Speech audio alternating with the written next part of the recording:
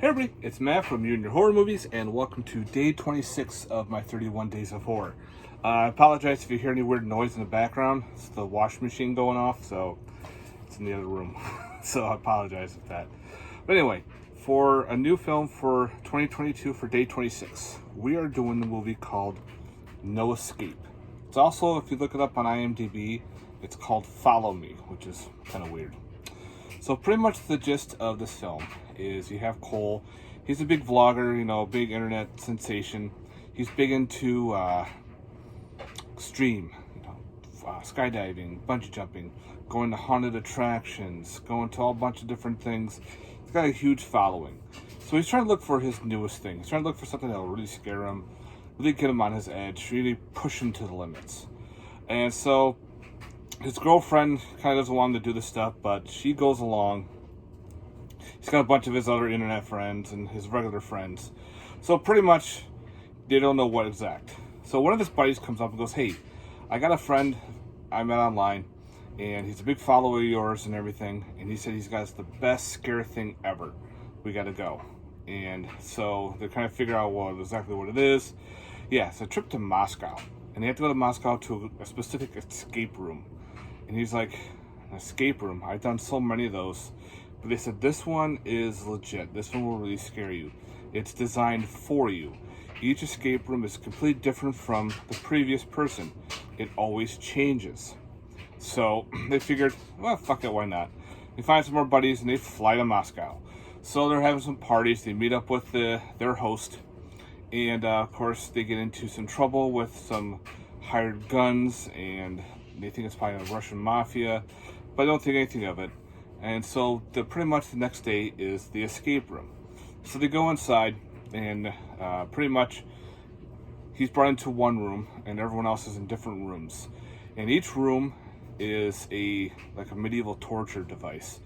One is like a Iron Maiden, a stretching device, electric chair, and even a tank that this person is in and keeps filling up with water.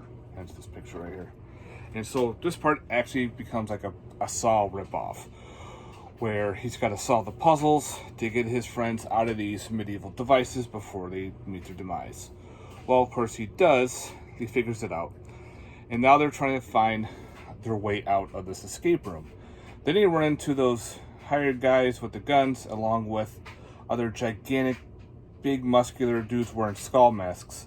And they're getting captured. Now we turn into like a hostile situation, where they're all brought in and they find out there's a Russian vlogger himself, and he does internet torture, like torture porn, where he is pretty much torturing them and murdering them on screen, kind of like in the Hostel, where they're all watching, and the whole voyeurism.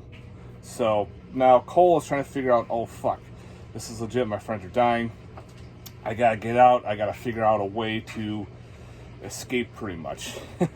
So pretty much there are some twists and turns, and the way that it ends I thought was pretty neat. It's kind of like Saw meets Hostel meets The Game.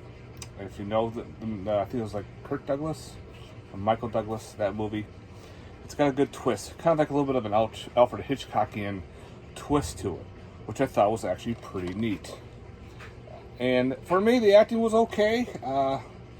Everything was pretty solid. I like the storyline. It's your typical, like I found this at the dollar store for $1.25. I figured well worth $1.25 spent. I was entertained. There was some good stuff happening on screen, some good kills.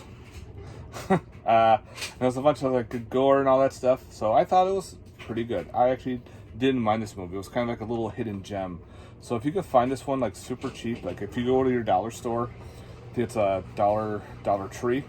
They sell them for $1.25. If you see this area at the Dollar Tree, I recommend picking it up. Yeah, it's a good little time waster. Again, if you're into like Saw movies, if you're into like the Hostel movies, you kind of got that good little rip-off in between the combination of the two. I think there was no special features, or I think there was like a making of. It doesn't say on the disc, on the artwork, but I don't remember on the disc. But anyway, if you want to check out No Escape, aka Follow Me, definitely recommend it from 2022, especially if you're into those type of movies. Again, if you find it really cheap, maybe pick it up.